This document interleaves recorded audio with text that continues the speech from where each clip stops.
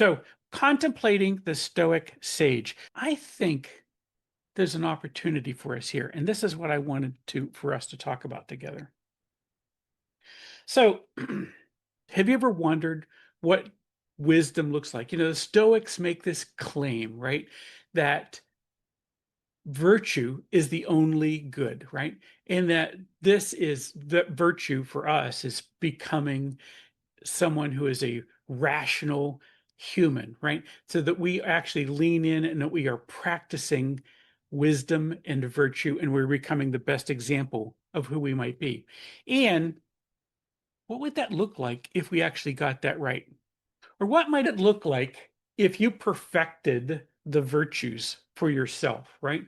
So here, prudence, temperance, so that's wisdom, right? Wisdom, temperance, courage, justice, right? What if we had all of these things and we had it perfected? What would we be like? What would someone be like?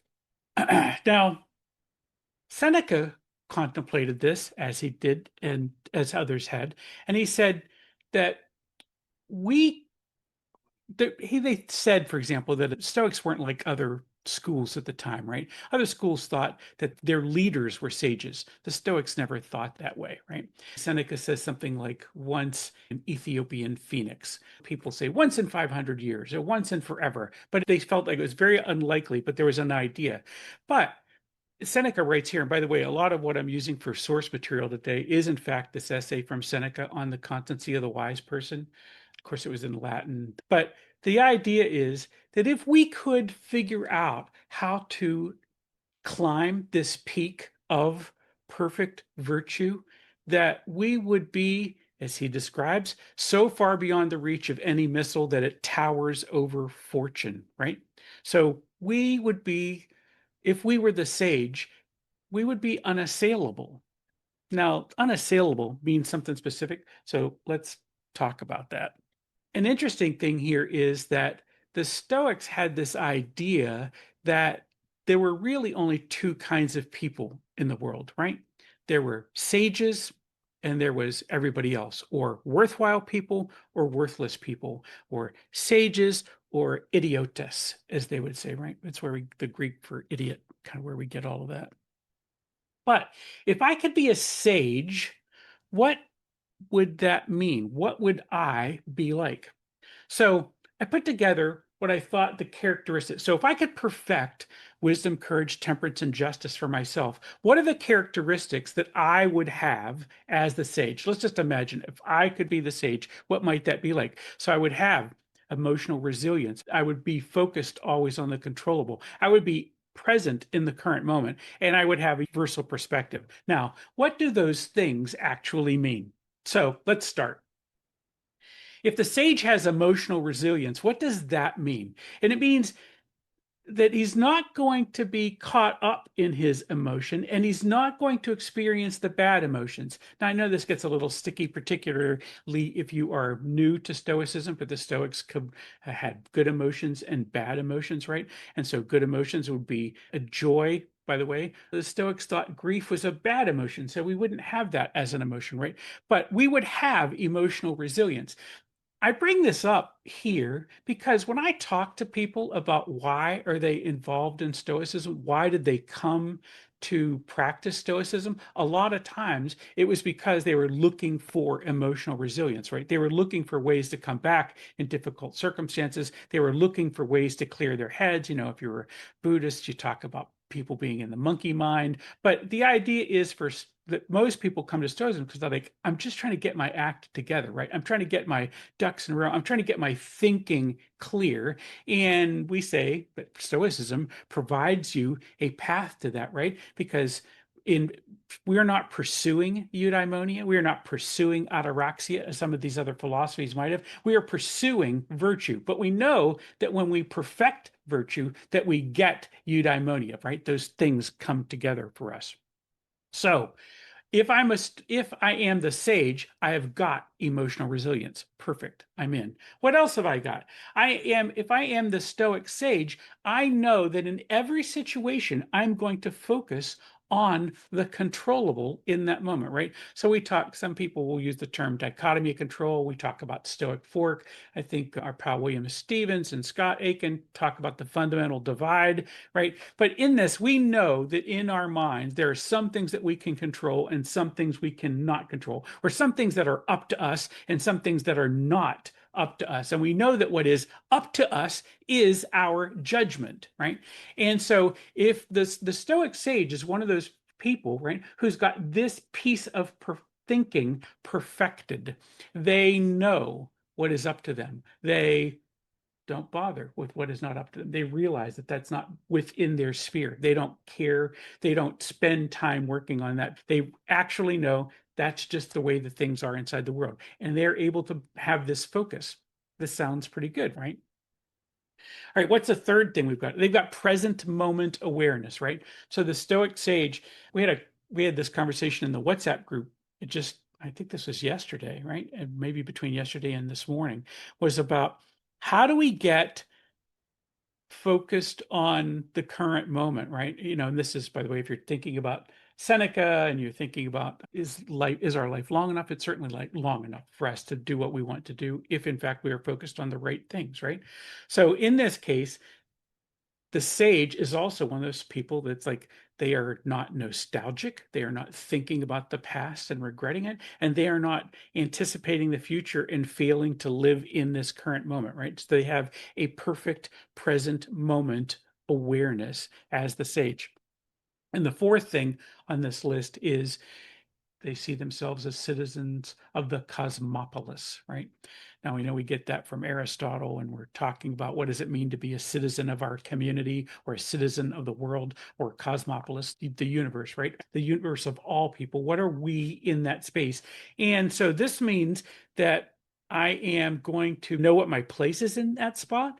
And I'm also going to realize I am part of that. And so that the people that are around me are also people that I should care about, right? And so this is one of the places that we see justice come up, is because we know that if I realize that I have a universal perspective as well, that I am part of this bigger thing, and I've got to figure out what that means for me in that space. All right. So what are the things that we get wrong, or that people frequently get wrong about the sage? One of those is that Sage is just an emotionless robot, right? This was a common complaint against the Stoics. And in fact, that's not true at all. A Stoic does, in fact, experience joy. They experience love. They are concerned for what is going on, but they do not lose themselves in that spot. They also get sages are passive and accepting of everything. Just yesterday, I was confronted by a situation in which it was deeply concerning for a friend of mine. And I was like, this is a thing that feels terrible for him. And I was in the moment contemplating the sage, and I was thinking, okay, I want to support my friend in this time and place, but I also do not want to be so wrapped up into it that I'm going to sink with him on this. How do I help? So I was using the sage as part of that, right? How do I think about that moment? So I was, in an attempt to be more sage-like, I was saying I'm neither passive, but I am not going to I'm going to do something in this spot, right? So in this place, I, for example, it says here, we offer vigorous action. And this was exactly it. I said to my friend, how can I help? What can I do for you? These are things that I could think of. I don't know what you need, but you tell me what you need and I will be there for that. So this gets us to that last piece too, the myth that sages are antisocial, perhaps uncaring. I am caring about the common good. Okay, why did the ancients care about this? Because they thought this sage was the embodiment of ideals. And by the way, the Stoics didn't think Marcus Aurelius was a sage. No one ever says Marcus was a sage. No one says that Seneca was a sage. And in fact, no one thought that Zeno of Citium, the founder, or Cleanthes, or Chrysippus, the first three founders of Stoicism, no one thought that any of those people were sages. However, the Epicureans, those guys across the street, they thought Epicurus was in fact a sage. Who did the Stoics think of as a sage. They had a couple of possibles, right? And by the way, they weren't all uniform in this, but there were thought, right? Socrates, that's right, maybe. Diogenes, maybe. Cato, maybe, right? And I point this out because there's something important about all those people. They're dead. And what do I mean by that? So when we say that you are invulnerable to harm, can neither receive injury nor insult, it doesn't mean that you aren't going to be affected by the world. The world is, in fact, going to have impact on you. And that's what we're trying to get at. Okay, the sage is invulnerable to harm. The sage is completely self-sufficient. The sage has unshakable equanimity. My friends, that's what I'm here for. And the sage is near divine wisdom. And basically, what the Stoics were saying about then was that if you, they would say that you were godlike, but what they meant was that you were thinking the way they would imagine a god to think, right in that spot. So you weren't divine, but you were divine-like. So why does this matter to us today? And I thought there are lots of cognitive therapy things that apply forward perfectly on this. This is good for our mental health. It helps us to be a good leader. It helps us to be strong in our relationships. It helps us to have personal growth. It helps us to have social impact. I can go out and do good as someone who is trying to be the Stoic ideal, the Sophos, the wise man, right, in this space. So if I want to do this, if I want to become sage-like, what does that mean? What do I have to do to make this work for myself? So I'm going to try little things, right? So first off, I don't know that I can be a sage, but it isn't going to stop me from trying, right? So how do I do it? One thing we hear all the time, I think it's Bill Irvin who calls this the Stoic pause. Practice pausing before reacting to frustrating situations. The pause, that's a superpower, right? And it allows you to give a moment to let your rational human being, your type 2 thinking, to take over in that moment, right? Two, ask yourself, at any given situation, is this with my control? Is there, in fact, anything I can do about it? That allows me to also, in that moment, think about my response, then trying to change others. Let me say that as we get started in our philosophical stoicism, right, as we begin practicing this, it is super easy for us to go out and look in the world and go, well, that dude's doing this wrong, and that cat's doing this wrong, and so forth. But the person we're really trying to perfect first is us. Our daily practice. Hopefully, some of you were here for when we did the thing about journaling, but both a morning reflection and an evening review are super powerful tools in order for us to set our intentions and to say, what good did I do today, right? Or how did I do today? Ben Franklin had that same thing. He did a thing in the morning and thing in the evening, but it's the same thing.